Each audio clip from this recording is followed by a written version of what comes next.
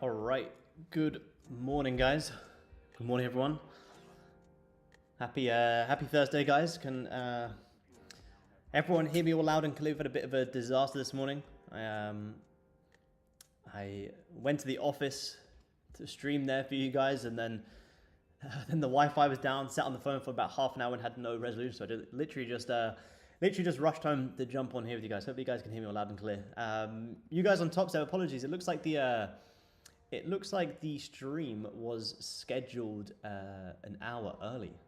Unless there's been some clock changes I don't know about. I don't think so.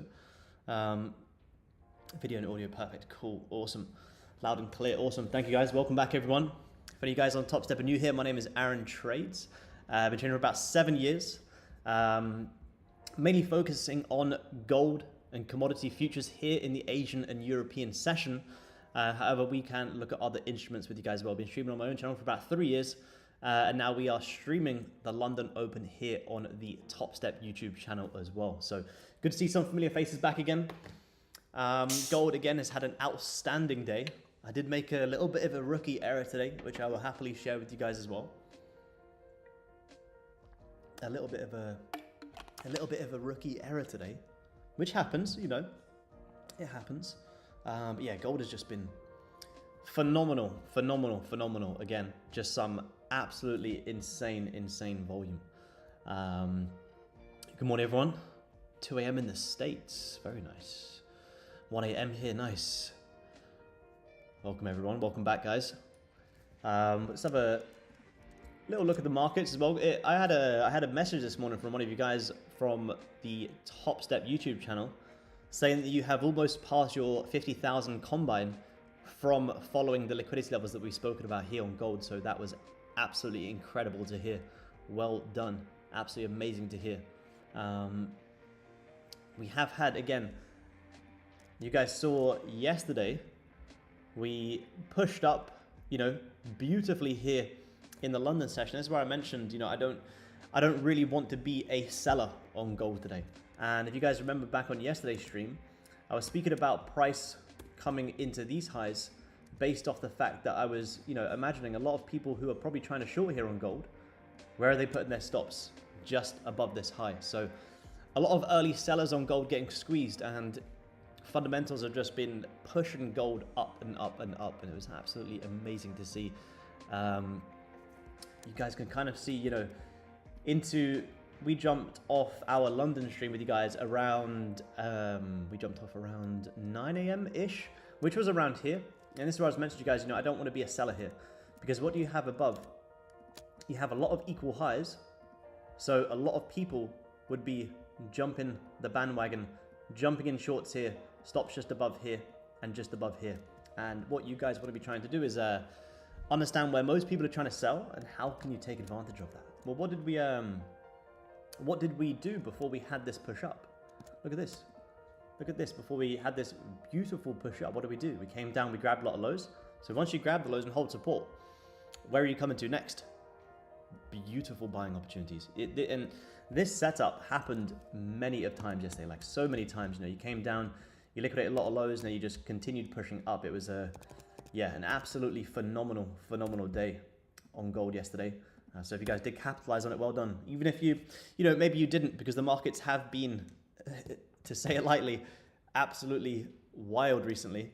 As long as you guys are surviving these markets, good job, because, you know, these are absolutely not normal markets. So you have to approach it with a little bit of a safer approach, because we are seeing some absolutely insane moves now. I did see Nasdaq had an incredible move yesterday as well. When I went to bed yesterday, my stocks were down. By the time I woke up, my stocks were up very well. Very well. I'm just going to fire up Discord here, guys. 2 seconds so I can see your guys' questions. Let me just see, where's Discord? Good morning, everyone. Good morning. Good to see some familiar faces tuning in. Welcome back, everyone. Hope you guys have had a good week so far. Before we do anything, let's just have a quick refresh of what we have for the news today. We do have CPI news today for the US dollar, 1:30 London time. 1:30 London time, we've got US dollar CPI news. And then tomorrow, PPI at 1:30 London time again. And then consumer sentiment at 3 p.m. So you do have news later on today. Something to be mindful of. Before we jump into the analysis, guys, look, gold has just been, you know, just moving phenomenally again here in the Asian session. Now, I will show you guys my rookie error here on gold today. I did take some buys on gold today. As you can see, I took about $330. And, you know, you might see that and be like, oh, that's pretty good, which, don't get me wrong, it is. But I made a mistake. And I'll share it with you guys because it's very important. So what we were looking for today on gold in the Asian session is obviously, you know, we closed yesterday very bullish on gold. Very bullish. You came down, what did you do? You came down, you liquidated a lot of lows, held 3,000, held some major support levels, and continued to push. So, you know, the bias coming onto the charts today, and even for the rest of the day, in my opinion, is very simple. You know, yesterday closed with a, what's this, a 1,350 tick candle, which is massive for gold. I can't tell you many times where I've seen gold close on the daily time frame with over 1,000 ticks. It doesn't happen very often, but when it does, coming into the next day, you know, my job is relatively simple. Because do I want to be a seller against yesterday that pushed up 1,350 ticks? Absolutely not. So, you know, the hardest part of trading is picking a good direction and a good bias. Well, if yesterday closed with that bullish of a candle, to me, downside isn't even a thought process. Now, like I always say to you guys, that's not to say that downside can't come in and gold couldn't pull back. Of course it could, anything can happen. But for me personally, do I want to be trying to execute shorts and try and call the market tops? Or do I want to simply be reacting to the fact that yesterday closed aggressively bullish and I simply want to be following that? I don't want to be following the market. So my bias coming onto the charts today was to continue buying gold into the daily highs. And if we just drop down here, and Asia again was phenomenal. Again, it's like Asia's the new New York by the looks of it. So what I saw here for the Asian session is, what do we have up here, which have been you guys on Topstep who are maybe new to my style of trading and the way that I like to trade gold, is what do we have up here? We have two beautiful equal highs. So how many people do you think were probably trying to short with their stops sitting just above? I would imagine quite a lot. I would imagine a lot of people are probably trying to jump in sells here, trying to call the tops too early. And for me, I'm trying to understand these opportunities and buy back up into that. So that's actually where I got long here today. I got long on gold on the 5 minute. I believe it was somewhere around here with my stops just down below this area, looking for price to continue pushing up into these highs here for a 150 tick push. And this is my rookie error today, because I was busy with some other things going on this morning. I was making some videos. I actually set a hard take profit, which I never do. I set a hard take profit accidentally at 34 ticks. So I was planning to take out, you know, over $1,000 trade here, and I ended up pulling out 340. So I absolutely made a bit of a rookie error today. And you know, that happens. But what I don't do, you know, when I make that rookie error where, you know, I made $336, but I could have made over 1,000. Do I sit here, start revenge trading, start to, you know, get frustrated at the fact that, you know, I could have had an extra $700 on the day? Or do I just accept it, walk away, and know that, you know, I'm still going to have another opportunity either later on or tomorrow? So as soon as I had that, you know, I closed my trade at 34 ticks as opposed to over 100. I was like, you know, it happens. So sometimes that will happen to you guys. You know, you may do something like that where you may be meant to, you know, aim for a 100 tick trade, but you by accidentally closed at 30 ticks. It happens. But what you don't want to do is sit there and start revenge trading. You just have to accept it and just say, look, it is one of them things. It doesn't happen very often, but when it does happen, you accept it, you walk away, and you come back, you know, for the next session, which is London here with you guys, or, you know, you even come back tomorrow. So thought I'd share that with you guys because it's very, very key. Let me just move this. Good morning, Topstep. Hello, Aaron. You're doing an amazing job. Congratulations. Thank you. Thank you. Appreciate you tuning in. Thank you very much. Be sure you guys who are tuning in. Remember, you guys, drop a little like for the Topstep YouTube channel as well. If you guys are new here, I'm going to share some value for you guys today. See what we got upcoming for the day on gold, because yeah, you have again, I think, like I said, I think Asia's becoming the new New York. Gold is already up 550 ticks today, and you are starting to have a little bit of a pullback. Yeah, I need to start waking up earlier for catch these Asian moves on gold. I know. There was actually a really nice buying. Look at this again. What do we have here, guys? Just a little refresher. What have we been mentioning all week that gold loves to do? Gold loves to come down, liquidate lows, and then come for the highs. Look how lovely that was. You came down, you liquidated the lows, closed nice and bullish. You can buy off here, And, that was a 245 tick candle, which is, an amazing, amazing push, especially for Asia. If any of you guys are maybe new to trading gold, if you get even in normal markets 50 ticks in Asia, that is amazing. To see 245 in one 30-minute candle, that's a lot. That's a lot. That's like a New York move in normal market. That's why it's always good to, reduce your risk in these markets, guys. Because like I say, these are extremely volatile, which can be a good thing, but can also be a bad thing. So if you're not managing your risk, you don't want to be stuck on the wrong side of some of these moves. And that's why personally, I'm not really too interested in trying to sell gold. Like I said, does that mean gold can't pull back and we couldn't come down and retest some of these Asia highs? You absolutely could. Anything can happen. But what I don't want to be doing is trying to call the tops. I want to be in flow with the markets. And if the markets are bullish, I want to be following that. And I want to look for opportunities up into that, which we could still get. We absolutely could still get. Good evening from Atlanta. Good evening. Everyone tuning in from, you guys in America, you are on the late night grind today. Everyone's staying up in the US for these late night London sessions. We love to see it. Looks like some of you guys messaged me who said that you are now getting into gold because of these streams, which is amazing. Maybe you guys can, trade with the other Topstep guys, trade NQ and ES during the New York session, and then come here and trade gold in Asia and London with me. That's what we love to see. Think about the FTSE. We can have a look at it. We can have a look. It's not something I have ever traded, but yeah, we can have a look for sure. We got the London Open in about 14 minutes. It's currently 7:18 London time, which is the Frankfurt Open has just come in. And we do have London Open in about 40 minutes, 8 a.m. London time. So let's have a look and see what we can get for the day for you guys. Obviously, we know gold is very, very, very bullish. I would be looking at this resistance as a level where I would imagine a lot of people are shorting from. And as you guys know, the way that I like to trade is if people are shorting here, I would imagine some stops are sitting above this high, which is true. However, because we have been so bullish so far today, would it be that surprising to see gold kind of just correct down a little bit first before then, maybe continuing to buy it into the New York session or into the news later on? Not really.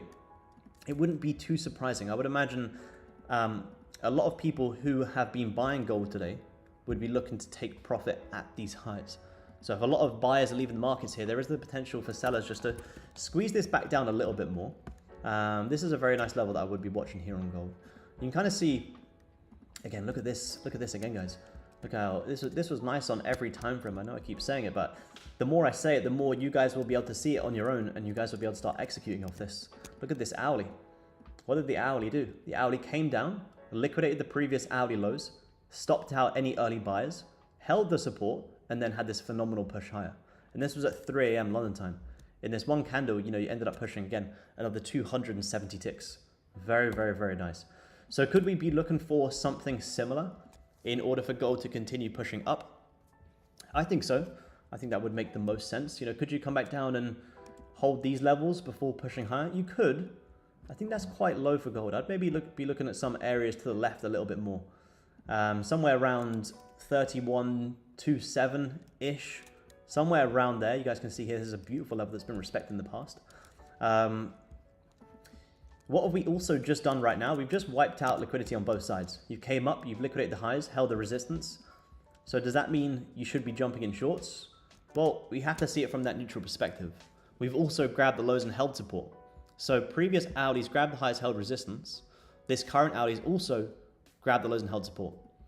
And that's, how I like to trade. I like to see it from that very neutral perspective. It's very easy to see, oh, look, we're grabbing the highs, we're holding resistance. Is it time for me to jump in shorts?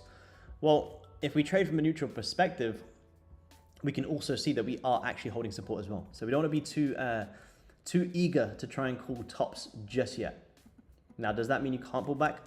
Absolutely possible. But would I be shorting this on gold yet? Not quite. Maybe, if the 30-minute close is bearish, we might get a nice little wick fill here. That's possible. That's absolutely possible. So we'll see this first 30-minute close of our session. And if we can actually break below some levels, we could come down for a potential wick fill and to retest these areas that I mentioned of 3127.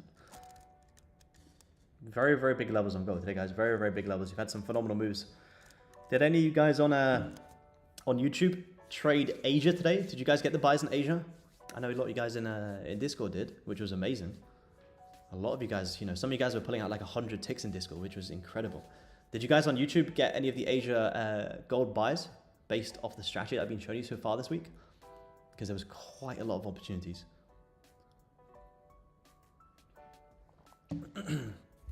How to improve your accuracy in trading?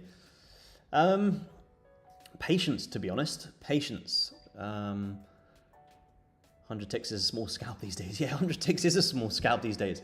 If you hit 100 ticks previously, you'd be like, wow, 100 ticks, that's huge. But in these markets, it looks like 100 ticks has become the norm. Yeah, so to improve my accuracy, I just improve my patience. I improve my discipline. I posted a video yesterday on my YouTube channel about discipline in trading. And on D's show after mine, they were having some fantastic talks about discipline and trading psychology and how all of these other things off the charts actually help you become a better trader. And I'm such a big believer in that. You know, I'll try and do a lot of things off the charts that actually help me become a better trader, which, you know, in the beginning sounds ridiculous. Like, you know, if I say to you guys, you know, if you start working out and you start treating your health and fitness right, you know, you're going to become a better trader. You guys will hear that. I'm like, there's no way. Like, how is me going to the gym going to help me become a better trader? But it's all about getting that clarity and that peace of mind before you guys do jump on the charts. And that's something I do every single day as well. So I prove my accuracy by having discipline in other aspects of my life. And I also come onto the charts with zero expectations. You know, I don't trade every single day, and I'm okay with that. You know, I have traded every single day this week only because the markets have been, you know, so fantastic that I've been wanting to capitalize on it. But I don't come onto charts and go like, oh, I have to take a trade today. If I get an opportunity, I take it. If I don't get an opportunity, like I'm totally okay with that. You know, the markets move 24 hours, 5 days a week, but that doesn't mean you need to be in every single market move.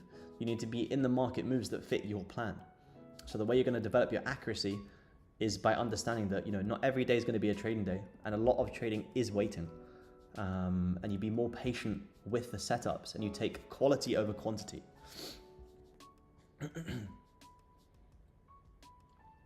That's why I do a lot of things.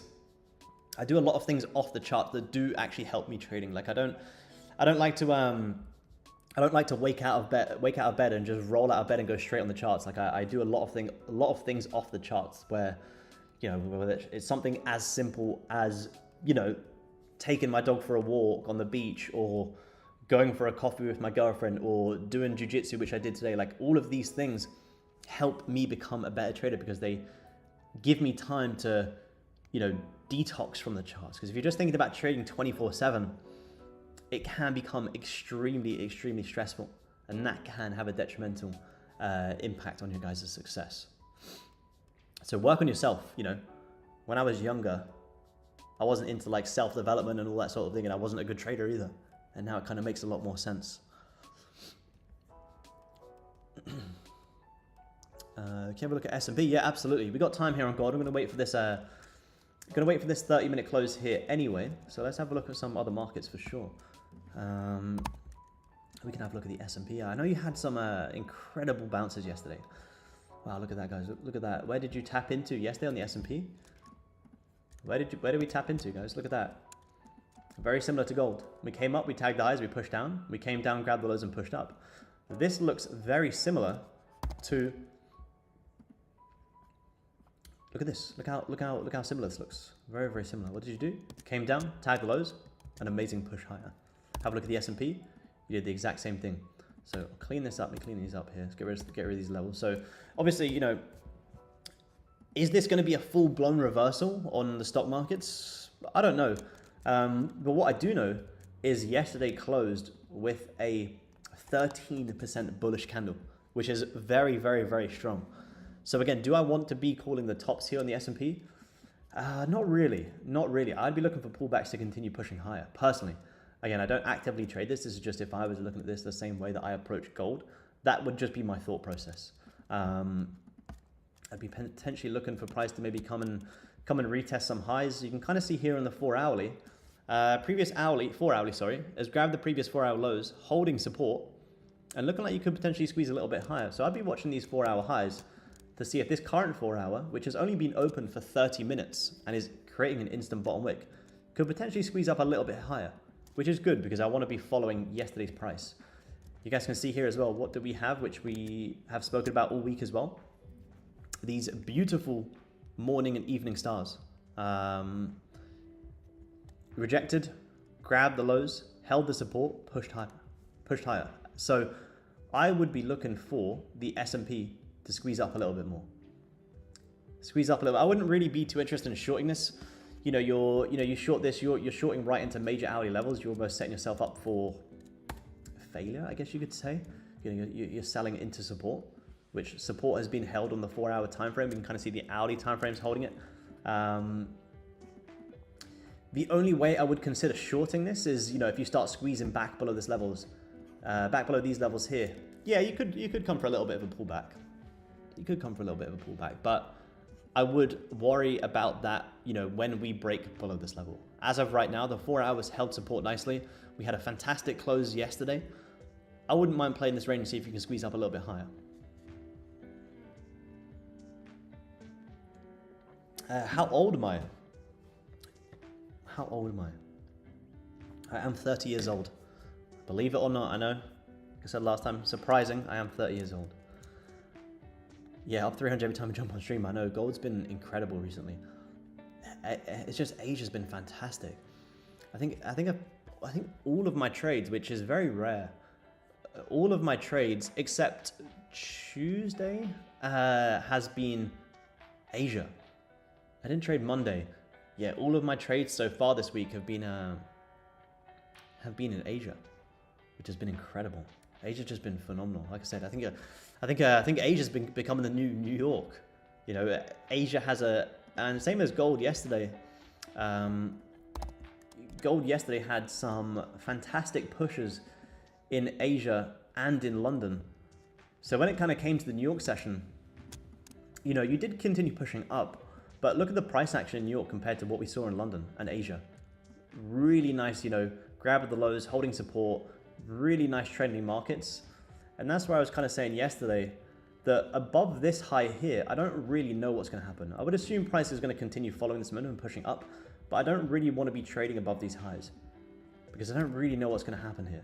Kind of the same on gold today. I would like to buy gold today to continue pushing up into these highs. Then once you get above these highs, I don't really know what's going to happen above there. But that's fine, I don't really need to try and predict what's going to happen above there. Same as here yesterday. When I was buying gold into these highs yesterday, I don't know what's going to happen above these highs, but if I can understand that this is a level where price could very likely push into, well, then I'll trade up into that. And then once we get up into here, I'm happy to, sit on my hands and wait to see how price reacts around there. So yeah, it's been Asia and I would say Asia and London. London Open's been relatively quieter. Like even here yesterday. Remember you guys on stream yesterday, I mentioned, you already had this incredible push up at 7 a.m. And I was saying the likelihood is, you don't really want to be getting stuck in the markets here. You kind of see gold went sideways for 1, 2, 3, 4 hours before you then ended up having that beautiful push. And that's where I was saying yesterday on stream, would it be too crazy to see price create a range for quite some time? Well, not at all, because you'd already had a phenomenal push up yesterday in Asia and pre-London. So, well, the markets need to correct before they can continue pushing higher. So you ended up correcting for about 4 hours, came down, liquidated the lows, and had a fantastic push pre-New York. Really, really, really nice push. It's kind of similar today. Can you view NASDAQ? Yep, absolutely. We're going to get this, we just had this 30-minute close here. Let me just have a quick look here on gold. Have that 30-minute close. A little bit kind of holding. I mean, you could argue you have closed back below this level, meaning you could push lower. That's true, but you are kind of holding some levels, and this 30-minute has closed with 10 ticks worth of volume in the body. So nothing too crazy just yet. Yeah, we'll have a look at Nasdaq, you guys. I imagine it's very similar to the S&P. We'll look at this again here as well. What did Nasdaq do? Let me just get rid of these drawings from yesterday. Where are we? Let's clear this. I know oil had some fantastic moves as well. What did we do yesterday? We came down, we liquidated the previous day low and had this phenomenal push higher. We haven't still tapped into yesterday's high, which is interesting. I know the S&P has, but Nasdaq hasn't. So you know you obviously have a very clear bullish bias here on Nasdaq coming into today's session. You have some nice highs up here as well, which I wouldn't be too surprised to see price continue pushing into. You're kind of already finding some nice support here. I would say if you can get back above some levels here, I'd say you squeeze a little bit higher. And then you could come back up into some nice areas here as well. I don't know, like I say, I don't trade Nasdaq actively myself. I certainly don't trade it in London, so I don't know. You guys tell me, does Nasdaq move well in London? I know it has recently when the markets have been so volatile. Like yesterday here, like you had a fantastic push yesterday. Came down, liquidated some lows, had a beautiful run up. So you could get some squeeze higher. Again, exact same as the S&P. I wouldn't have any interest in trying to short this. I would like it to squeeze higher. Look at that. So yeah, we will.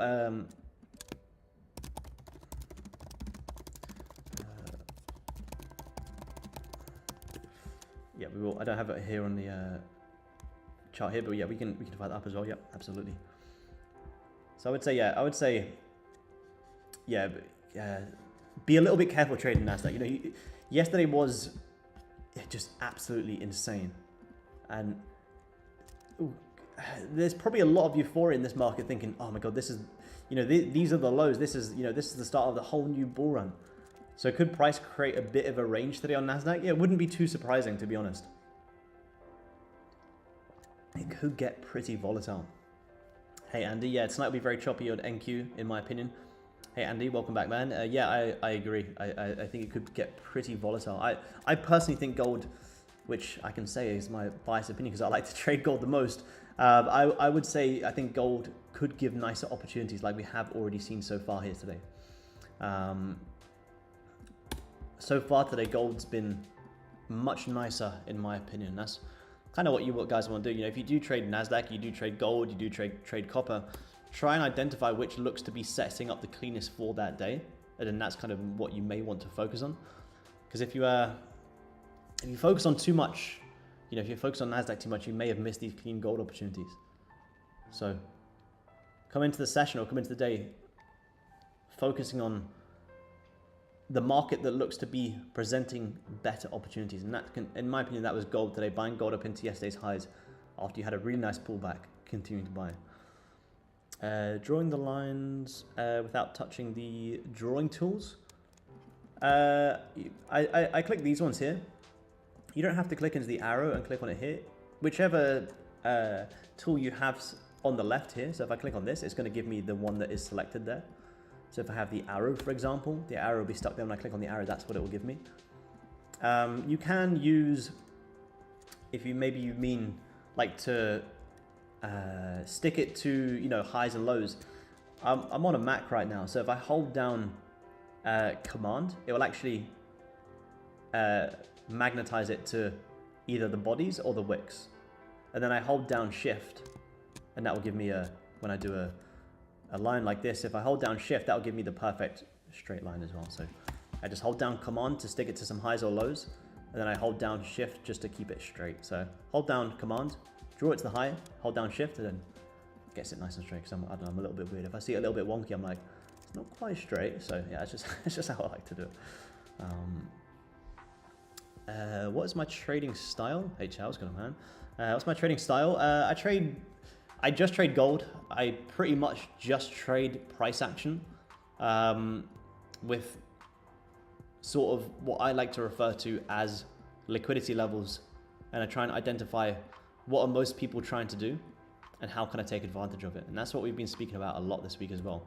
You guys who are new to the stream, we've spoken about a lot of highs that have ended up hitting after the stream, but I did get a lot of messages of the guys who have still been taking it after it, which has been amazing. So I love to identify levels that haven't been grabbed. For instance, today on gold in Asia, I was buying Asia up into the fact that you had some daily highs to tap into with an overall bullish bias. And I get my entries based off the exact same thing to the lows. Price coming down, liquidating lows, and then having the push. Very, very minor here as well, but there was actually fantastic Asia buys here again for my plan here on the 30-minute. Because what do we do? Again, it's very, very minor, but it's very key. You don't have to try and over-refine too much. But what I was looking at here on gold is you came down, you liquidate the previous lows, and that's your stop. And you're playing highs into this high here, which didn't quite get grabbed, but at this point here, you're already up 160 ticks. I'd like to hope you're taking something off the table at that point. So I'm trying to understand levels where most people are trying to buy or sell, and how can I take advantage of it? And we've had some great calls on gold this week. Some absolutely amazing calls. Yeah, could gold tap into all-time highs again? That's a good question. It is. Yeah, it's almost there, which is, we've had an absolutely phenomenal recovery as well this week. Like, look at this. If you have a quick look at this on the weekly time frame, look at this. Look at this weekly rejection of these highs. Where did we tap into? We tapped into 3,000, which is a massive psychological level on gold.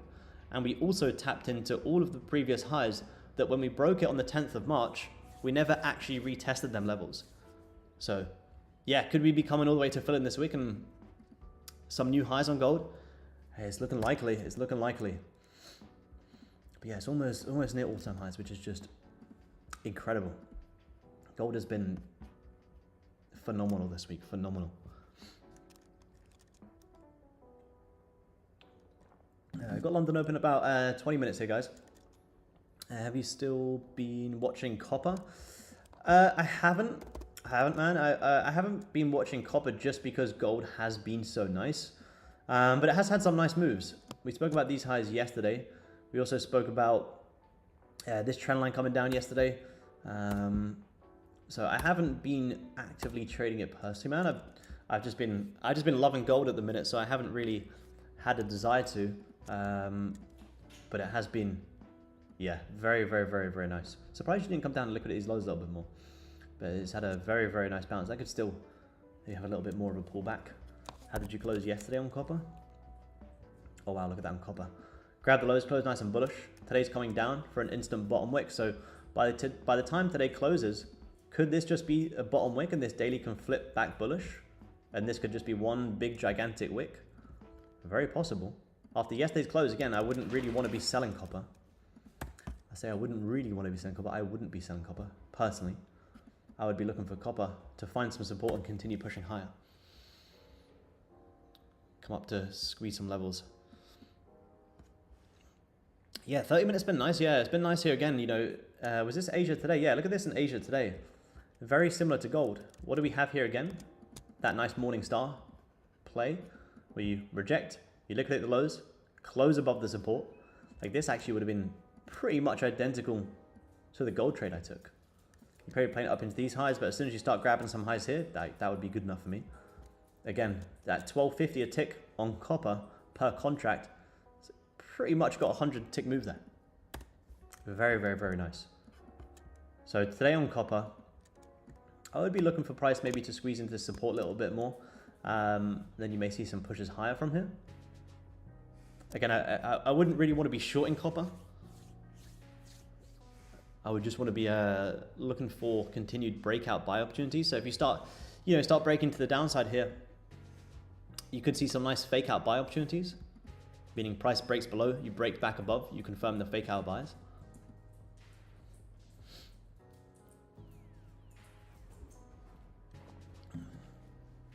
But yeah, copper's been moving very well. Do you only enter after liquidation? And what do you look for on the lowest time frame for entry? Yep, good question. I'll give you the example from today. I don't like to cherry pick examples, so I'll give you one that literally happened today. So what happened today is, gold obviously closed incredibly bullish yesterday. So my bias coming onto gold today was simply to be following that. Now, the lowest time frame I dropped down to depends on how clean the higher time frames. If the 30-minute is super messy or the 15-minute is super messy, if I drop down to the 5-minute, it's not going to help me anymore. If anything, it's going to confuse me. So in today's example, the 30-minute was really nice, the 15-minute was really nice. Therefore, I was like, okay, cool, I can drop down to the 5-minute a little bit more and just try and get in before that 15-minute close. And what I basically saw was, as we were closing bullish here on the 5-minute, this was the close of the 15-minute candle, which was holding support nicely.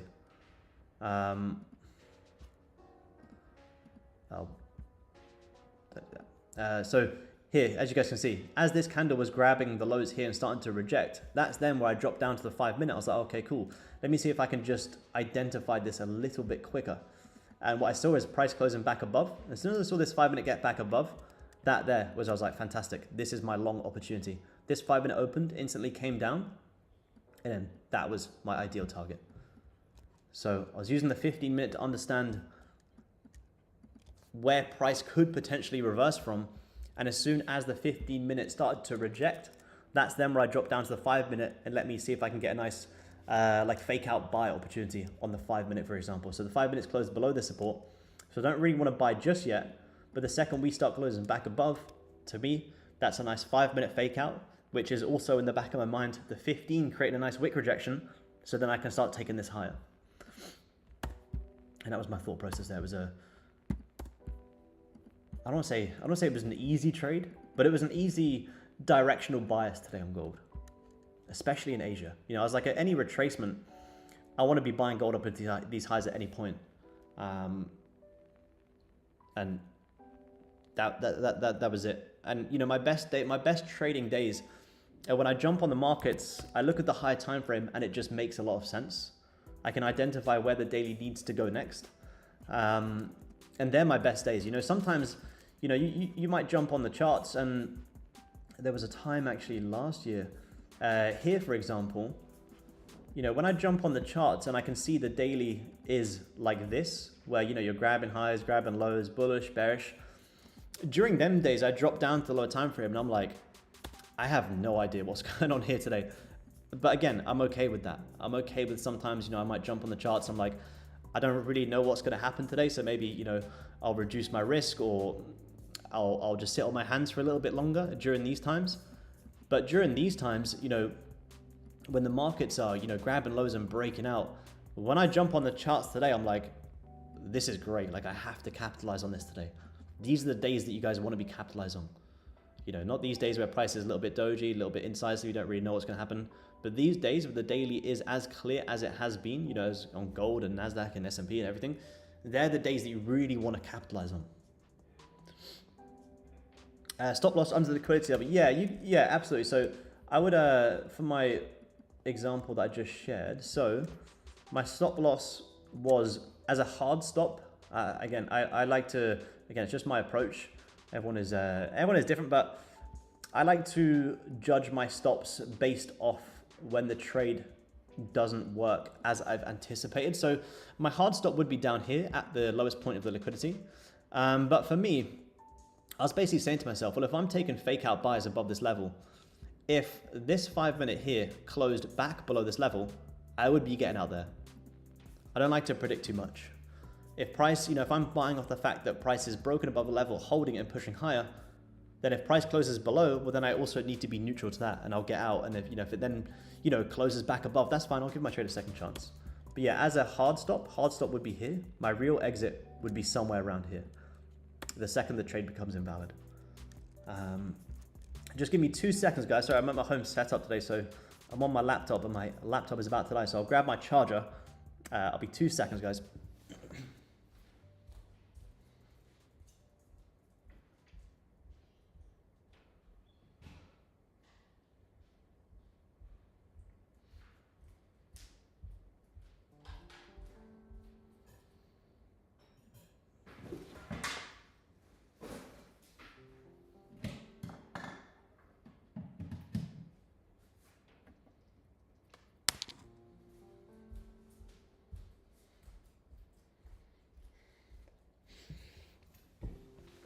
we go.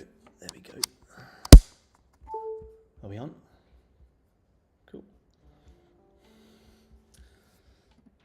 Charging, yeah, awesome, awesome. Yeah, with I rushed to the office today to jump on a stream with you guys, and then I got to the office and the Wi-Fi was down, so then I had to rush all the way back home. I was on the phone for about 40 minutes trying to get it all set up. I was like, you know what? I'm just gonna head back home.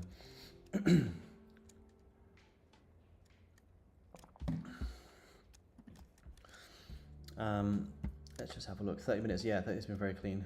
Copper lows have been grabbed. Nice, nice, nice. So what I'm basically looking at here for the rest of the day on gold, because there's still plenty of opportunities to come. But again, you know, it has had a very, it's not very often that we see gold move so big before London Open, but it happens and we just have to accept that. So what we are potentially looking for is, again, I still like longs on gold. I don't really want to be a seller on gold today. So I'm pretty much just waiting for price to get back above some major levels so I can continue buying. Which, you know, once you do get back above these areas, you know, if you measure this range from here up into this high, you know, still 145 ticks. That's still a fantastic range. Still a very, very nice range. Look at the dog. I know Sammy he just walked off the couch and now he's walking around. He's like, why are you here? You shouldn't be here at this time. But if you are here, take me for a walk. And I'm like, not right now, Sammy, maybe after. He's giving me puppy eyes. Copper, yeah, copper. I mean, thing is, again, copper's kind of had a, you know, you tried to break out of this resistance, grab the lows, broke out, but then what did you also do? You grabbed the highs, couldn't sustain above this resistance, and now you're having this squeeze lower. So I wouldn't really want to be buying copper just yet. It's looking too bearish for me to want to buy this just yet. Which we also do have the London Open in about 12 minutes as well. And if this hourly closes as bearish as this, you may squeeze down a little bit more. Why is trading so hard? It's a great question. Why is trading so hard? Well, trading is so hard because as humans, we are taught to do the complete opposite of what it takes to become a good trader. You know, the technicals in trading are not hard. You know, the technicals are not hard at all. The hard part is mastering ourselves, managing a risk, and, you know, getting somewhat good at trading psychology. You know, you don't need to be an absolute genius to see that this was a nice level of support. And if you had bought this support, you know, you would have made 1,500 ticks. So what makes trading so hard is everything in between that, you know, the hesitation, the fear, the greed. That's what makes trading so hard. And again, that's the reason that I do like to use 90% of the time pure price action and liquidity and breakouts, because I know the simpler that I can keep this, the better I'm going to be able to execute. And in my opinion, good execution is what is going to help you become a good trader. You know, you see an opportunity, it's following your plan, and you just execute it. Whether it's a win or a loss, you just become good at executing what's right in front of you. And that just takes time. A lot of the mistakes and, you know, progression in trading, sometimes they're not things that you can learn from a book. You know, you can learn, you know, emotions, you know, and some trading psychology from a book. But until you actually jump in and experience it and feel that emotional pain that comes from the markets, it's only then can you actually learn from it. Like yesterday, when we jumped on our London stream yesterday, I was saying to you guys, you know, this isn't an area to be very, very careful, because price has already had a phenomenal push today. And, you know, it's during these times where, you know, maybe you didn't get this push up, that in the back of your mind, you start going, oh, let me short this. This is going to be the big short and I'm going to prove everyone wrong. And then what does price do? It ranges for about 4 hours and then continues pushing up. So many of things that people say, don't do this and don't do that, but it's only until you actually do it and experience it from yourself that you then go, okay, that was a bad idea. And then that emotional pain is what helps you progress in trading. There's a lot of things that, you know, you just can't learn from reading or watching. Sometimes you just have to jump in for yourself, and you get to a point where you get a bit numb to the P&L and you just trade the charts. You just trade what's right in front of you. Same as what I said to you guys yesterday, you know, to get your first Topstep payout, you need 5 $200 green days. When I first started trading my funded accounts on Topstep, I would aim for them days every single day I'd be like, you know, if I'm up 150 on the day now, I need to squeeze out an extra 50 because I need to hit this green $200 day. Whereas now I don't think like that. I just trade. And I look back at the end of the month and go, oh, cool, this month I've had 10 $200 green days. Awesome, I can take a payout. But what I won't do is hold on to trades for too long just because I'm trying to hit these objectives, for example. I trade just what's right in front of me. I don't trade the fact that I'm about to pass a combine or I'm about to get a payout. I just trade the charts. And that's something you just kind of come with over time. It comes from experience and, you know, a lot of failure. But if anything, you know, over my 7 years of trading, my technical analysis has got simpler. Like I used to use a lot of different tools, you know, I'm sure we've all dabbled in a million different indicators, and I used to use, you know, Fibonacci and, you know, moving averages, and it's not to say they didn't work. People have great success with them, but they didn't work for me. And I had to understand what is my trading style. And that's what, you know, it takes a long time to master. I'm more of a patient person, and that's the reason that I like to trade gold. And I like to trade gold in the Asia and London session because it does require a little bit more patience. But if you can be patient and you can consistently take your piece of the pie out of the markets, you know, a good couple of times of the week, well, then you're gonna get some consistency. Whereas, you know, other people, like a lot of the top step traders, they love to trade NASDAQ at the open, and they love that fast-paced moving market, and they do very well with it. For me, it's just too aggressive for me. It's not to say one's right and the other one's wrong. What works for you? You have to understand what is your personality and how can you suit that to your trading style. I don't believe there's one way to trade. You have to find out what works for you and what's sustainable. And for me, that's trading gold in the Asian and London session. Yeah, you can copy trade them, man. Yep, you can copy trade them. It's easier if you just focus on the same one. Like I like to focus on just these accounts here. You know, I trade my Topstep accounts, but I also have personal accounts. But for my personal accounts, you know, maybe I'll use them for more like swing trading, for example. Because if I try and, you know, day trade my personal and day trade my Topstep accounts, I'm going to end up taking, you know, winners on one and the next trade will be a loser on the other, and it's kind of up and down. So I try and keep them separate. I would just say just focus on one. Or, you know, you can just copy trade them on the same platform. If you're doing it on Topstep, you want to copy all the accounts, just use the copy trader here built into Topstep X, which is what I'm doing. Copy trading costs 3 other accounts here as well. And that's just the way that gold moves. Like, I tried to trade just a naked chart on something like NASDAQ. I didn't have as good success as I do on gold. So it's about understanding the characteristics of that instrument that you're trading as well. You know, things I may use on gold might not work as well on other markets. But it's about understanding your markets and knowing the absolute ins and outs of it. And that's why I've traded gold for so long, is because I've just, I guess, got good at reading it and knowing what it likes to do in terms of these little, you know, these liquidity guys, for example. I would be the one who would be shorting here on gold and, you know, putting my stop loss just above these highs and getting squeezed out every single time. So kind of got to a point, gold a lot of the time loves to come down and liquidate lows before having the real push. Let me see if I can start trading off that. And then, you know, as you progress, you slowly adapt it. But yeah, over the 7 years, my technicals have got simpler because I want a clear mind and I want a clear view of the charts. That's why, you know, I will use this tool here on Topstep, the hide all drawing tool. Sometimes if I have a lot of analysis on my chart, which, you know, sometimes I need to when the markets are ranging, but sometimes I like to just clear everything off for a second. I'm like, let me actually look at what's going on right here, right now in gold. And, you know, sometimes you can have loads of drawings on your charts, and, you know, sometimes don't be afraid just to delete it all and just get a real good picture of what's going on. We've got resistance here, we've got big support here. You're in a little bit of a range. So the 30 minutes on a range here in gold, do I want to drop down to the 5 minute and try and pick direction? Not really. I'm probably going to get chopped up.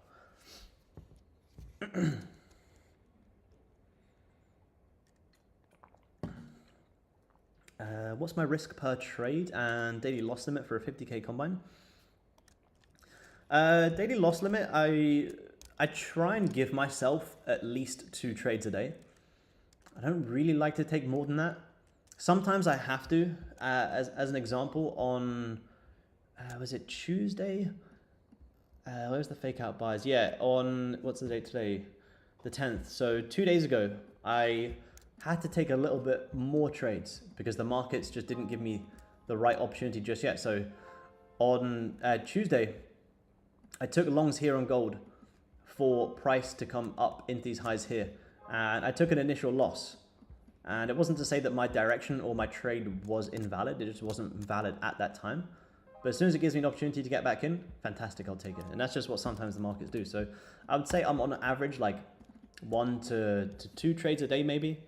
So as a daily loss limit, if I'm risking anywhere between 150 to 200 per trade, if I hit anything over like 700 on my 50, I'm like, that's enough for me today. So it kind of all depends on how you feel mentally as well. If, you know, maybe if I've taken a loss on the day, but I still feel like, you know, I'm not emotional, I can still think correctly, I can give myself another chance. But if, you know, let's say, for instance, today I shorted gold for whatever reason, I got stopped out, and I look back and I go, wow, gold was so bullish. Why on earth did I start to short that? Then I'll be like, okay, cool, I've broken my rules. That's me done for the day. So it's not just like a, you know, a P&L amount. For me, it's how do I feel mentally? Am I still in the check? Am I still in the right frame of mind? Can I still think clearly? Or am I a little bit emotional? And sometimes, you know, I might take a loss and I might be a little bit emotional, and that's okay. You know, you still get the same emotions, you just learn to react off them differently.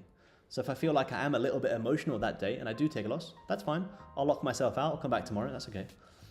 And my risk per trade is anywhere between, I like to say, you know, 150 to 200, which is like on gold. I mean, and this is normal markets, between 15 to 20 ticks. With the markets being so big at the minute, having such bigger ranges, I have scaled down to a couple of my trades this week have been micros.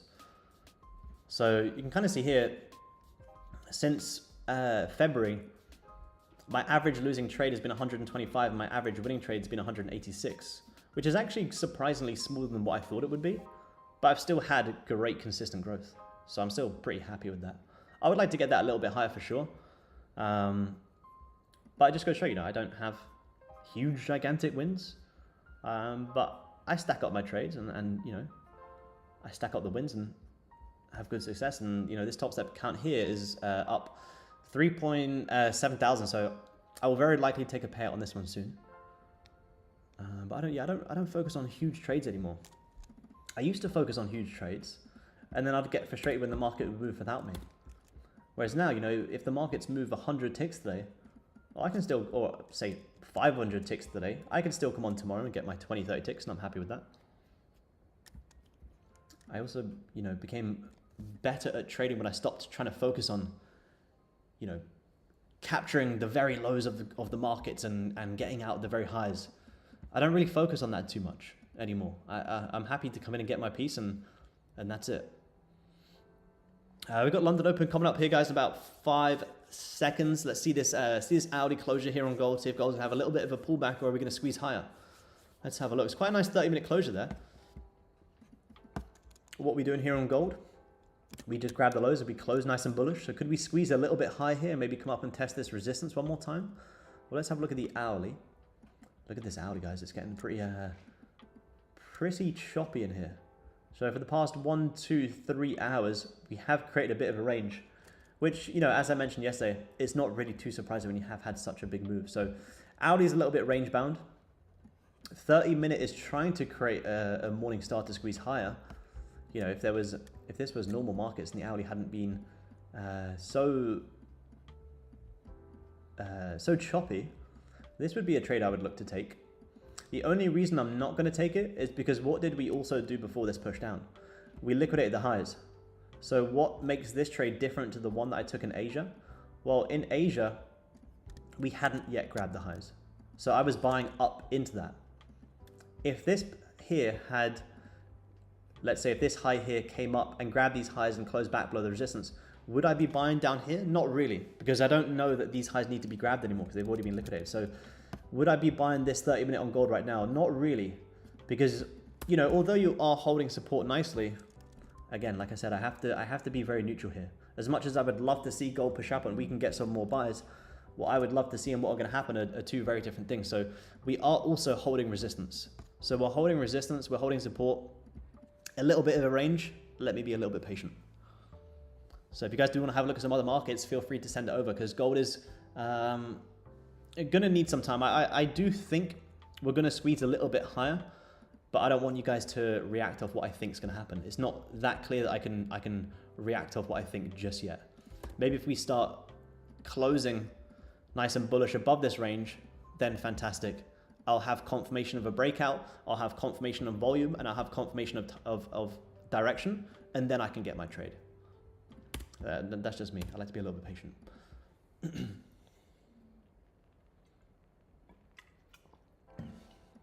But like I said, it looks like some of you guys who are still on the Topstep stream who do trade New York.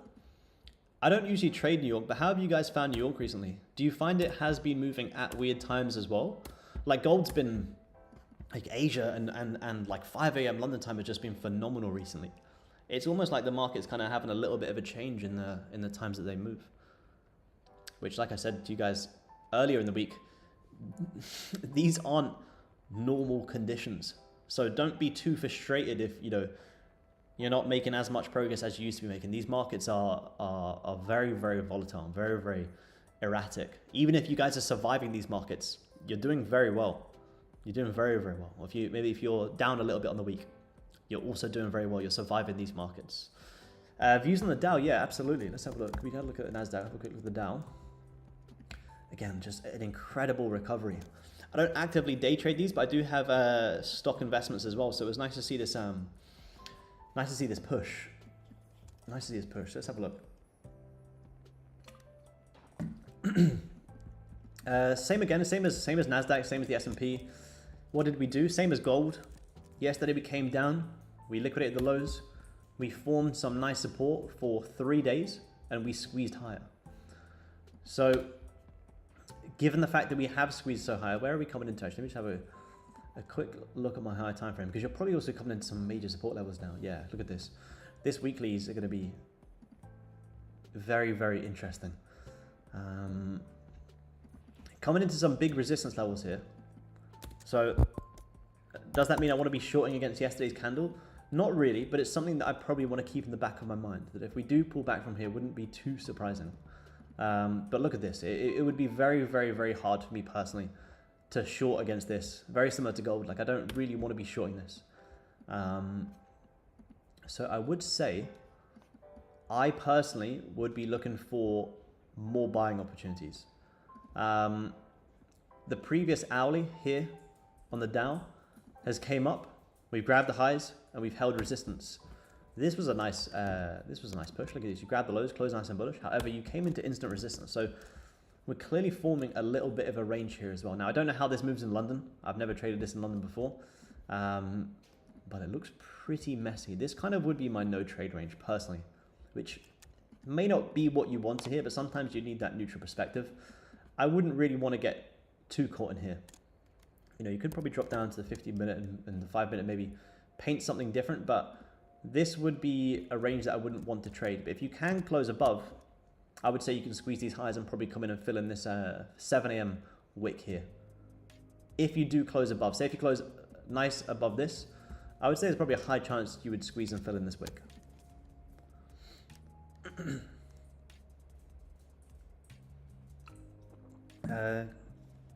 Can you do a trade recap for your win today and then review Nasdaq?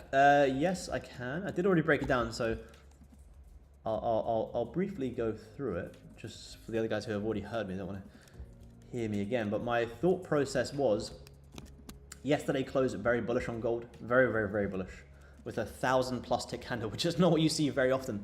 But when you do see it, my bias coming in today is very simple.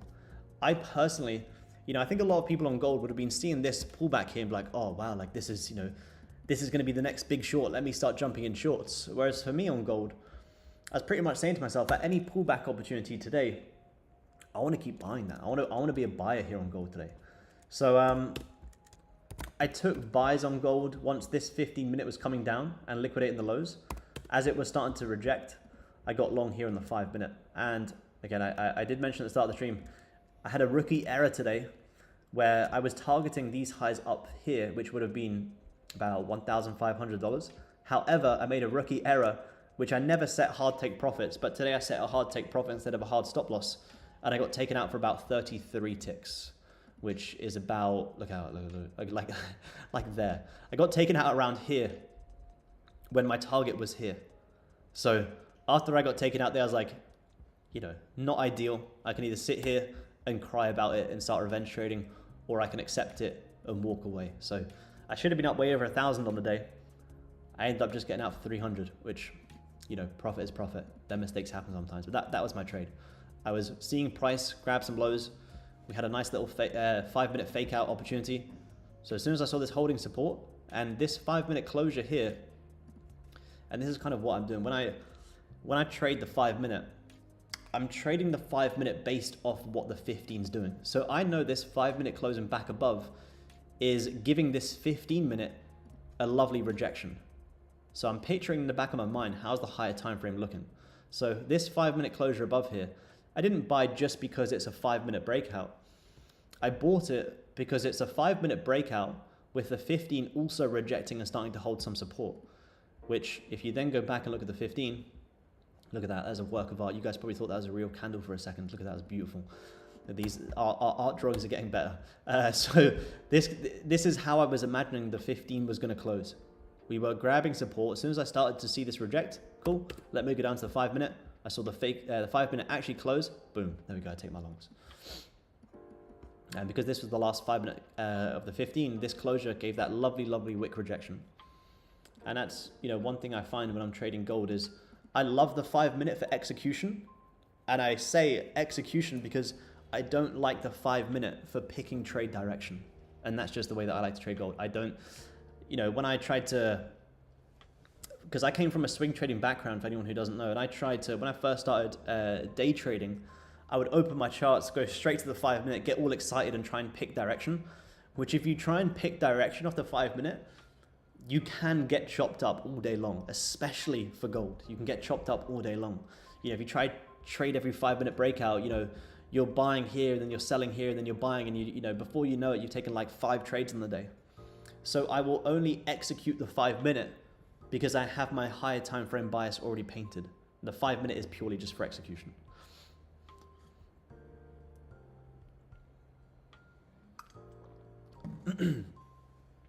Some of my mentors, because your style is familiar. I've had a lot of people. I never had someone who just taught me this exact way to trade. It's just something that came with time. A lot of my quote-unquote trading mentors were people who traded more of a currency background, and that's where I started. I started trading currencies for like 4 years, and then moved to futures about 3 years ago, and that's when I started day trading gold a lot more. I've always traded gold, but more on a higher time frame perspective. But little things, you know, like understanding these liquidity levels, this is just something that I've seen over time. There was never one person who sat me down and said, look, this is the exact way to trade. I wish there was, because I'd be way ahead of, you know, maybe what I am now. But it's just something that comes with time. You know, I would be the one who would be selling here on gold and putting my stop loss just above this high.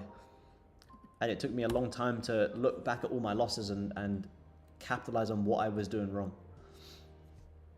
A lot of people, you know, do trade liquidity concepts, but in my opinion, a lot of it is analysis paralysis. So I like to think I've sort of simplified it to a degree. I look at just price action.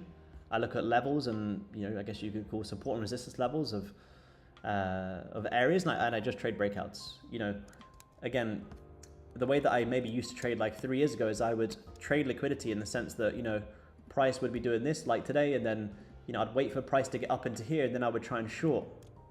And a lot of the times I would get stopped out. Or, you know, by the time price got up into these areas, I'd be like, oh no, like, oh, I don't know what's going to happen up here. Like, should I go short? Should I go long? So I kind of got to a point where it's like, well, if I can identify levels that price needs to tap into before potentially doing something else, rather than just sitting on my hands and waiting for that to happen, why don't I expose myself to that?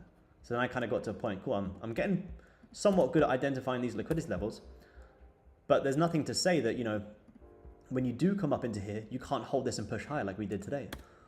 So rather than me trying to predict the markets, if I can see that this is a level that needs to be tapped into regardless of what's going to happen, well, I want to expose myself to that, and I want to be buying up into that. Then whatever happens up here, who knows? I don't care. That's not my job. My job is to identify where price needs to tap into and that is my entry, and that's my exit. Whatever happens up there, who knows? Same as gold yesterday. We were speaking about gold buys yesterday, you guys who were on the stream yesterday, for price to continue pushing up into these areas. These are the levels we spoke about yesterday. And we did. We got fantastic buys up into there. But then whatever happens up here, I'm not sure. And in the nicest way possible, I don't care what's going to happen up there. I'm not trying to predict the markets or think too much. I want to identify my levels and I want to trade up into it.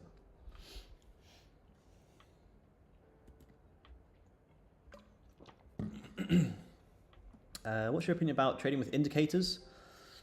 I don't really have any, to be honest. Like, every indicator has its place. It's not something I use. It's not to say that they don't work. Just for my personality and the way that I like to trade, I just found that when I would have indicators on my charts, I would just rely on them too much. Like if I had a moving average here for some reason, I'd be so fixated on that moving average. I know that's not how you're supposed to trade it, but that's just my personality. Like I would just look at it too much that I would end up missing a lot of trades because, you know, I'd have too much going on my charts. So I'm much more of a simplistic person where I just like to get good at reading a naked chart. And if I can come on and just get good at reading naked price action, in my opinion, that's going to help me get better at trading. Because like I said earlier, my key to trading is focusing on good execution. The simpler I can keep it, the better I can execute better. If I have too much going on, it just confuses me a little bit. So it's not to say they don't work. It's just say I personally would rely on them too much. It's just my personality. Do you think about gold movement in relation to the indexes, or do you think of it independent? Well, gold's been very different because gold's a safe haven. So as the NASDAQ and all stocks have been dropping recently to start the year, gold has been phenomenal because everyone's flooding their money into gold. Gold is a safe haven. So when everything else is, you know, like we've been seeing on NASDAQ this year, just dropping. Well, where are they putting their money when they don't really know what's going on in the world? Gold. Why? Because it's a safe haven. Was this already here? Where did all this come from? I think I was there 2 seconds ago. Maybe it was. Was that there before? I don't think so. Someone just set us up there. So yeah, gold moves in its own way because, you know, stocks have started to recover yesterday. Well, gold's still squeezing higher as well. So I like to treat them completely separate personally. Do I pay attention to the London 4-8-12 4-hour candles or the ones on top at 7-11-3? I'm not too sure what you mean, man. Do I pay attention to the London 4-8-12 4-hour candles? I'm not too sure what you mean, Jake. Sorry, I'm not too sure what you mean, man. Am I a full-time trader? Yes, I've been a full-time trader for the past 4 years. I started trading when I was 21, 22. And I'm now 30. Only just 30 though. Relax. I'm not old. I'm only just 30. I've only been 30 for just a month actually. A month today. So maybe we can still get away with saying I'm still 20s. We'll claim that because saying I'm 30 sounds a bit old. Do I trade micros? In these markets, I have been trading more micros. I don't normally trade micros. Can you guys see it, or is my screen blocking it? My big face blocking it? I normally just trade single contracts on gold, but recently because the markets have been extremely volatile, the ranges have been much bigger. So I have been trading more micros. Except today. Today my bias was that strong that I was happy to trade full. Which I still only traded one contract, but if I'd actually executed it properly, it would have been over $1,000. So yeah, I trade micros if the markets are irrational. Like, if any of you guys are maybe new to trading gold, you know, a 430 tick push in the Asian session is not common. It is not common at all. So don't get too used to these moves. As fantastic as they are, capitalize them on now, but don't expect this to be the norm forever. When I used to trade Asia, you know, we'd be happy with like 20, 30, 40 tick ranges in Asia. Well, now you're like 10xing that, which is huge. What time frame do I like best? Ooh, if I had to pick just one, which I'd find it hard to do. I would say the 30-minute on gold. The 30-minute on gold is really, really nice. Can move really, really clean. And there's been a lot of 30-minute opportunities today on gold. For example, we had really nice Asian binds here on the 30-minute. Once you came down and grabbed the lows, you had this lovely push up into this resistance, which, you know, taking this 30-minute candle is 100 ticks. Again here, 30-minute. Came down, grabbed the lows, closed nice and bullish. You had clear liquidity above here as well, so this would have been a fantastic buy opportunity. Once you grabbed the lows and closed back above, longs. So if I had to say one, yeah, I would say 30 minutes probably my ideal time frame. 30 minutes kind of my my confirmation time frame. The 5-minute is my execution time frame. So as soon as I see, you know, this 30-minute grab and the lows and starting to look like we're going to close bullish, I'm like, let me drop down to the 5-minute and see if I can refine this before it closes. And that's where we took these longs here today.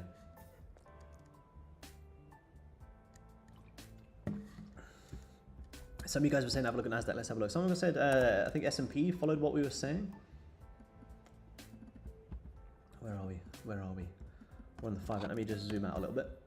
Yeah, nice. It did. Yeah, it did. So this is where I was saying. I believe I was saying we were. You know, people were probably trying to do something like this. Short stops above there, so we're coming for price to squeezing this high. Again, you had this really nice little morning star here on the S&P. I don't actively trade this, but it's nice to see it following the same principles as gold.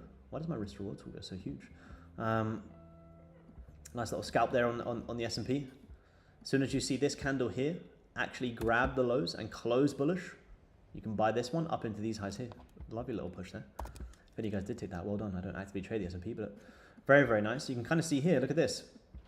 What we said on the Nasdaq as well, same thing. Grab the lows, hold support, you buy up into this here. Now, although the Nasdaq didn't quite grab these highs, the S&P did. So there's that cross correlation there. That's something that I used to look at when I was trading these a lot more, is that cross correlation. If the S&P has liquidated these highs, the Nasdaq doesn't necessarily need to. So if you were looking at this and you were trying to buy Nasdaq into these highs here, you would want to have an alert set on the S&P, so you know when S&P's grabbing the highs, so you can start securing your Nasdaq trade. As if you just hold this Nasdaq trade, it didn't quite grab the highs, but it's because you didn't see the S&P had already done that.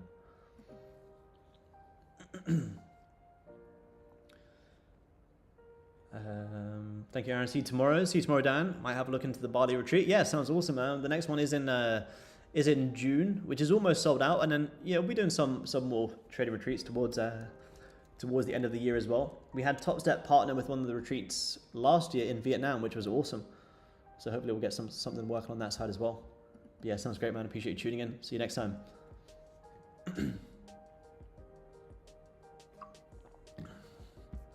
But yeah, 30 minutes is probably my favorite. Let me have a quick look at gold here, guys. Not really seeing too much here on gold just yet. Be patient though, guys. Like I said, I do still like these highs up here on gold for a little bit of a squeeze higher. I do like gold to squeeze a little bit higher. Like I said, I don't really want to be a seller on gold today. It's not, like I said, it's not to say that it can't pull back. It's just not really my preferred direction. Could we squeeze into these lows before potentially pushing higher? Yeah, very possible. You could squeeze down here before then, you know, maybe we can look for a squeeze back up into these highs. I think any pullback again to me is a nice continued buying opportunity. We do have to remember we do have CPI today, 1:30 London time. CPI 1:30 London time today. Only 20 minutes into London Open as well. You guys who are staying on and trading with D as well, you guys have got plenty of time for the rest of the day. Pre-London's had some fantastic moves, which makes it a little bit difficult for the Open. It's not, like I say, it's not something that happens very often. Not very often do we start seeing, you know, Asia and 3 AM London time push 1,000, you know, a couple of hundred ticks. But when it does, it just makes the Open a little bit more difficult. It's not going to happen forever. We're going to get plenty of times where I do take trades on stream here with you guys, because that's absolutely the goal, like I've always done on my own channel. However, you know, when price does push this much, it's very difficult for me to want to start trading in here. Because if I see price pushing up this much and I start trading here, it's like I'm almost revenge trading. I think the only people who are trading up here and trying to buy and sell up here are the ones who missed the very easy buying opportunities up here. So if you see a big move on gold and, you know, it wasn't in your time zone or you weren't on the markets yet, that's fine. There's nothing you can do. All you can do is accept it and wait for the markets to give you a better opportunity, which will come in, you know, a couple of hours, like yesterday on gold. I was mentioning to you guys, price to continue pushing up into these highs here around 30.85-ish. But what I did also say is, if I do want to be a buyer here on gold, I don't want to be buying here. I want to let price create some space, come down, grab some lows, and then push. Well, that's exactly what we did. We came down, you know, we ranged for about 4 hours, and then you grabbed the lows, and then you had the phenomenal push. It's kind of similar today. Similar story. I've got some nice highs up here, which I think is going to be a great target. But I do need to see price create some space, maybe grab some lows and, you know, hold some support, and then I can look for my buys later on again.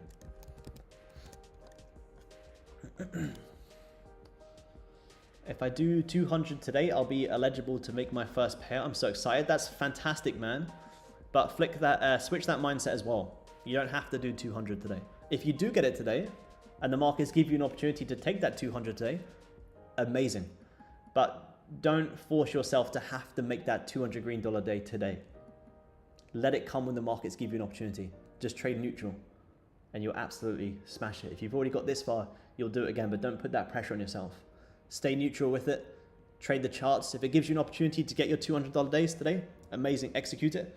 But don't think you have to get it today. I've had that so many times where I'd be like, I've got one more $200 day. If I do it today, I'm going to get my next payout. And then that's when the, you know, the losses start coming in, the psychology goes down the hill. So you will absolutely do it, man. And good job on getting this far. Take your time with it, and you'll get it when the markets are right. Follow the plan. Follow the plan. Trade the charts. Trade what's right in front of us. If we get fake out buys here, price breaking below, breaking straight back above, 30-minute closing with a nice rejection, you may squeeze back up into these highs here, guys. You may squeeze back up into these highs. Yeah, it's one thing I would do. I'd be up like, I had it way too many times. I'd be up like, you know, 4 $200 green days. I'd be ready to take out like, you know, over $1,000, and then I'd be like, nah, I'm gonna do it today. This is it, and then I take the loss, and you know, you end up giving everything back. So it's not to say you can't do it today, but just try and stay neutral. If you do it today, that's incredible. Good job on getting this far, like I say, but just stay very neutral. If it gives you an opportunity to take it today that follows your plan, take it. Don't deviate from the plan. And good job on getting this far as well. If you've passed the combine, you know, you're already making money on the Express Fund account. You're doing something right. So follow the plan. Follow the plan. So this 15-minute breaking back above here, as soon as you start hitting these highs here, this is when the 30-minute is going to be going from being bearish to bullish. To show you guys what I mean. As soon as this 15-minute hits these highs here, starts coming back above, the 30-minute will start to flip bullish, and this is where you then may squeeze this higher into this resistance. My only concern is this area here. You'd have to be pretty aggressive with the management. Let me just have a quick look at the 5-minute. Yeah, get a nice little 5-minute breakout there. We've got some, the thing is, you are coming into some pretty big resistance levels. Kind of forming like a sort of little mini inverse head and shoulders here as well. Kind of got this support here, you got this nice little breakout, you're starting to get some volume, you have some highs up here as well. I would imagine a lot of people are probably trying to sell here on gold. So if we can get a pullback on the next 5, you may squeeze this up a little bit higher. I would just be a little bit wary of the higher time frame resistance level. So if you were looking at this on gold, you could potentially consider maybe a buy stop on the flip, and you're looking for price to squeeze back up into this resistance up here. The only thing is that if I was going to take this trade, I would have to be very aggressive with the management, because there's nothing to say you can't tag this resistance and continue to range.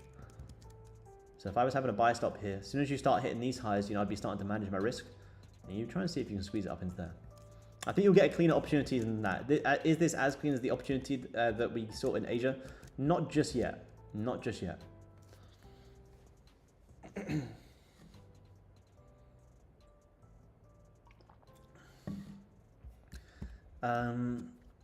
I just joined and heard the last part of it. You used the 30-minute and 5-minute for execution. Can you show us an example? Yes, I will. Apologies to you guys already here. I've shown this a couple of times today, but I don't want to cherry pick random examples. I want to show you guys trades that I've actually taken. So on the example of the trade that I took today in Asia, which was here, I was buying Asia into here. So as this 30-minute was grabbing the lows and I have a bullish bias, as soon as I see this 30-minute starting to come back up and I see the 15-minute also grabbing lows and holding support, that's then where, cool, I've got my confirmation, I've got my direction. So all I want to use the 5-minute is to understand when shall I get in. And when I see this 5-minute closing below, do I start buying there? Of course not, because there's nothing to say that this 5-minute couldn't break this level, hold it and continue pushing lower. So as soon as this candle closes back above, fantastic. That's my confirmation candle. And then this is where I enter, and then this is where I target. So 5-minute execution based off 30-minute grabbing lows and starting to break out with a higher time frame bullish bias, and a 15-minute grabbing lows and holding support. And again, like this is, this is just me breaking it down to, a deeper level, but, you could even just consider this as, price is holding a nice level of support. You've grabbed some lows, you're pushing higher. I think, refinement should come with time in trading. What you don't want to do in the beginning is over refine too much. Get good at, trading the 15-minute and trading the 30-minute, and then, look back at a lot of your trades and then go, oh, how could I have maybe refined this trade a little bit more? Refine with time. If you over refine too much in the beginning, you're going to hesitate a little bit more. So I like to trade the 5-minute. But that's just because I've been trading the high time frame for long enough, and I've looked back at a lot of my wins and I've kind of found out how I could refine them a little bit more. But you don't need to refine down to the 5 minutes sometimes on gold. Like I said, you could have just seen this grabbing the lows and holding support. And you could have taken a stab at longs here because you have this overall target, risks somewhere down here, and you're playing it up into these highs, and that would have been fantastic. You didn't even really need to look at the 5-minute here today. I just like to, just for that added bit of confluence. But again, refine with time. Get consistent trading the 30-minute, the 15-minute, and then if, as you're getting consistent with that, you maybe do want to refine a little bit more, then you can have a look at the 5-minute. I like to use the 5-minute, but I've been trading gold for a long time now. You don't have to. As long as you give your trades enough breathing room, and you guys want to get consistent at calling market direction well before you even think about trying to squeeze out, the biggest risk rewards or the most refined entry with the tightest stop loss. Don't worry too much about that just yet. Focus on consistently calling market moves well, and then you can look back and say, oh, how could I have refined that trade? What you don't want to do is be consistently calling the wrong direction and trying to trade the 5-minute. Get consistently good at calling the direction on the higher time frame, and then maybe refine.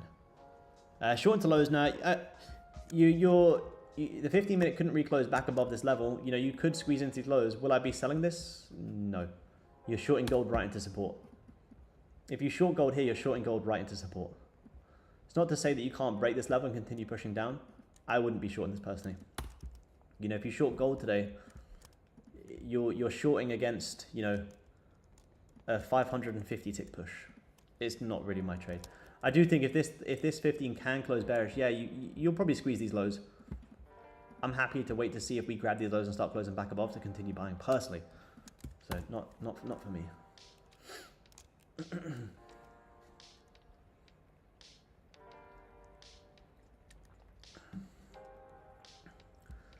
yeah, you're getting a little bit of a. Oh, remember we look at this on the euro. Look at this. Guys, we spoke about a lot of this trendline liquidity. Look at every single level we came into. We spoke about this chart. I think we spoke about this chart on Monday's stream, which was our very first stream. Now, I don't trade the euro very often, but look how well this ended up playing out. It was literally pretty much exactly what we spoke about. I was saying, any guys who weren't here yet, I was saying, I would imagine a lot of people are probably trying to short this trend line on gold. And if a lot of people are trying to short this trend line, where do they put their stops? Just above, the previous touches, either here or here. Well, where did you tap into? You literally tapped right into these highs here. And look at this, you created a perfect double top. Perfect double top, pulled back, came up, squeezed the highs, and then had this lovely, lovely, lovely push down. How many people do you think would have been shorting the euro? Exactly the same concept as gold, and putting their stop just above this high. What does price do? Comes up, squeeze the highs, and it has this lovely pullback. Let's have a look. What are we up to here on the NASDAQ? Look at that. You tagged the highs and squeezed lower. Exactly the same thing that we've just been speaking about. You came up, tagged the highs, and now you're squeezing lower. A pullback, isn't too crazy. Not too crazy. I don't trade this enough to be able to actually short that, but it's following the same principle as gold, looking like it's moving a little bit nicer than gold here in the London session. I think ES was nicer because you had your nice grab at the highs and you actually had this nice breakout here. Lovely little squeeze there. Yeah, I still do the charts on the currency chart as well, man. Yeah, I got them here as well. I got my spot chart here as well. Yeah, I think the S&P was nicer, to be honest. You have a liquidity grab for entry, you've squeezed back below this resistance, you're having a little squeeze lower. So you kind of have the exact same elements that we spoke about on gold. I still think this buy up into this liquidity was nicer because at least in this trade you're following the daily direction. But yeah, they're having a little bit of a pullback here. Whereas Goldie, well, Goldie's nice. Now you're squeezing the lows. What time is it? We just had that 30-minute close. You actually are squeezing the lows a little bit more now. Now gold, if you want buys, gold is now is setting up very simply for buys later on. If you guys want to continue buying gold for the day, well, this is your level that if you don't close back above this level, you could just squeeze lower. So if you want gold buys today, all you want to see is fake out buy opportunities. Close back above this and then cool, there's your confirmation. You have a nice fake out buy. You'll also have, by that point, a nice little left shoulder, nice little head, a little right shoulder. If you can squeeze back above.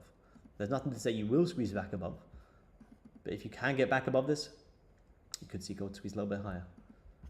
I personally don't see this push down and go, oh no, like what have I missed? Let me jump in shorts, like I've missed the move. I see this push down, same as Asia, I see this push down as more buying opportunity. So, although gold is squeezing down here, guys, it's not my preferred direction to short gold today. I'm ideally looking for longs, but as I kind of mentioned earlier, this is a big level and it wouldn't be too crazy to see pullbacks from this level. See here? Huge resistance. This is why I was kind of, I don't really want to be a buy here on gold. I don't really want to be a seller. I was buying gold into this level. As soon as you get up into here, anyone who has been buying here, remember I said at the start of the stream, what are most people trying to do? Most people who are buying here are taking profit here. If most buyers are taking profit here, this gives sellers the opportunity to squeeze us a little bit lower. So it's nice to see you're pulling back from this level. Again, if you compare this short compared to the buys you've had today, the buys were much nicer because at least you're following the markets. You know, I want to be following the markets as opposed to trying to call the tops. So don't get too much FOMO seeing this push down. It's not really not my short. If you just focus on shorts all the time, you'll miss nice opportunities to just simply follow the markets. And if you are selling this, it's kind of hard to identify some targets. And you could easily, before buyers are going to step back in, gold could easily come all the way back down to here. Could easily come back down to these regions.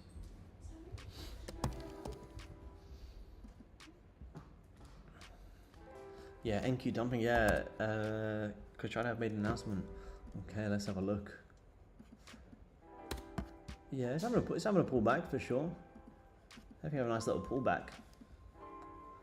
My only thing is, when you're shorting this, like, where are you targeting? Where are you targeting if you're trying to short NASDAQ? That's my only thing. Because you're coming into some very, very, very, very large areas. Look at where this dotted line is sitting around right now. Some major, major, major levels. Kind of same as gold, although gold's having a nice little pullback. It's like if you try and short this, or if we look at where this dotted line is, which is with the current price, look at where we're coming into. Some massive, massive levels. Huge, huge support, Before this was a massive wick. Before all these wicks were wicks, they were bearish candles. And if you thought, oh wow, like I'm going to short this, you would have got trapped because it held the support and squeezed higher. So although gold's pushing down right now, at any point, you could hold these levels and start to wick back up. But if you do want to buy gold, our job to buy it is pretty simple.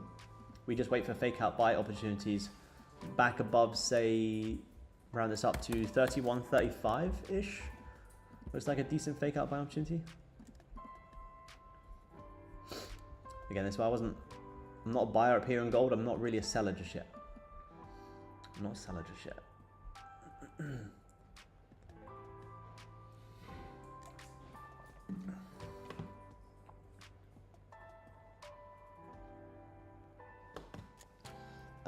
if you have a bullish bias on gold, there is a double top now on the 5-minute, cooped with a sweep of the lows.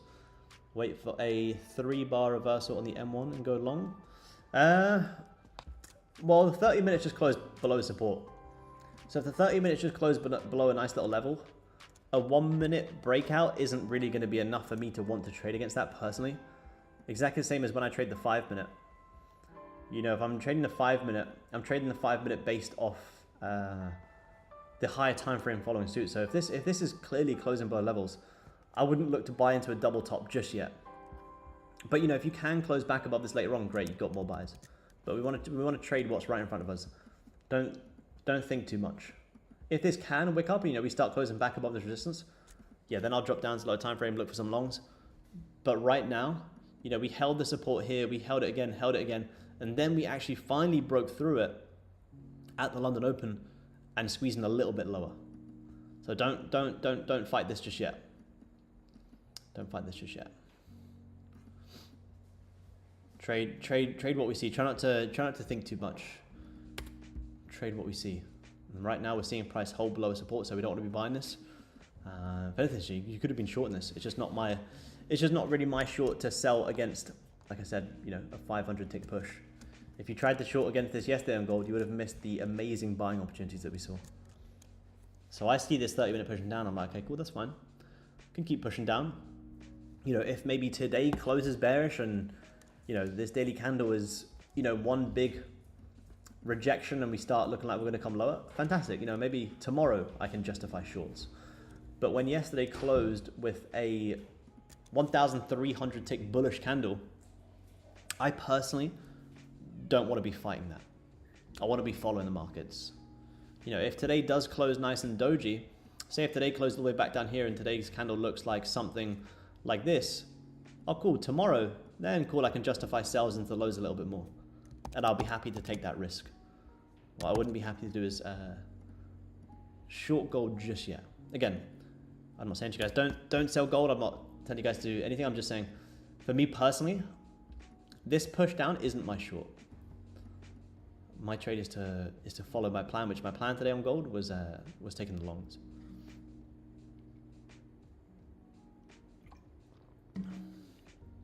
But you know, if you can find some support down here, I wouldn't be opposed to looking for longs from around these regions, to be honest.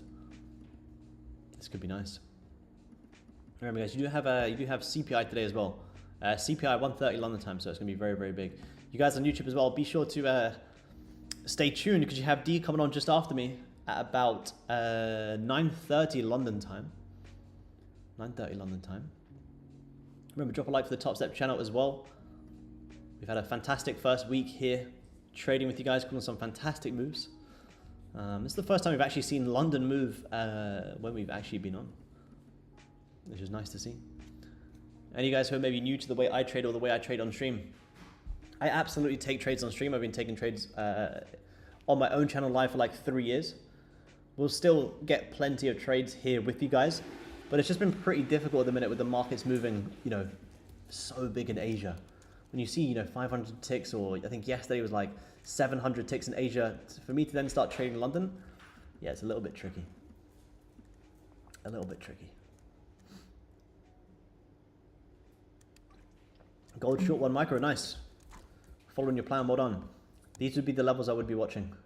I mean, pretty much where you are now, to be honest. Where have we gone? You're coming into some big levels now. Like, look at where we are.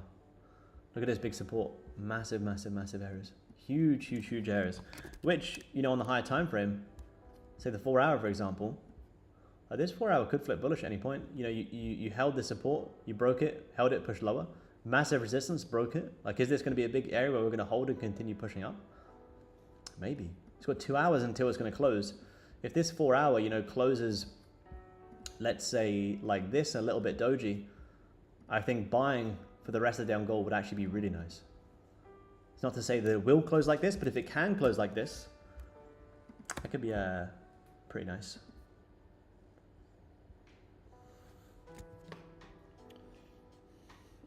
Two seconds, guys. So we may crash. Yeah, it looks like Is London like New York? It's it looks like Asia is the new New York, to be honest. Asia has just been incredible recently. Absolutely incredible. What did we do here? Did the 15-minute actually grab the highs? I actually did. Look at that. The 15-minute did actually grab the highs there. It did actually grab the highs. Broke the support, came up, grabbed the highs, and squeezed a little bit lower. If we didn't close so bullish yesterday, would have been a bad little scalp short there. Would have been a bad little scalp there. Coming up to quarter two, guys. Goldie is squeezing lower. We've been on for about an hour and 45 minutes. So with gold squeezing lower, I'm not really looking to sell gold today. All I am looking for is fake out buy opportunities. And it'll probably come closer to, I'd say, like 9:30-ish to potentially closer to maybe even 10 a.m. London time. You may get that squeeze back above the 4-hour holds of support, and then you could potentially push higher. So with that being said, guys, I will leave it there for you. Been off about an hour and 45 minutes. I appreciate you guys taking the time to tune in. Remember, guys, you do have D coming on next. So stay tuned on the Topstep channel. And I will see you guys same time again tomorrow. We'll end the week off strong. Look at this. Gold already rejected here. So be careful trying to short these markets, guys. You're coming in some big levels. Fake out buy opportunities could be really, really nice for the rest of the day. So I hope you guys have had a good stream. And I'll see you guys same time again tomorrow. Trade safe today in New York. You got CPI later on. I'll talk to you guys soon. Peace.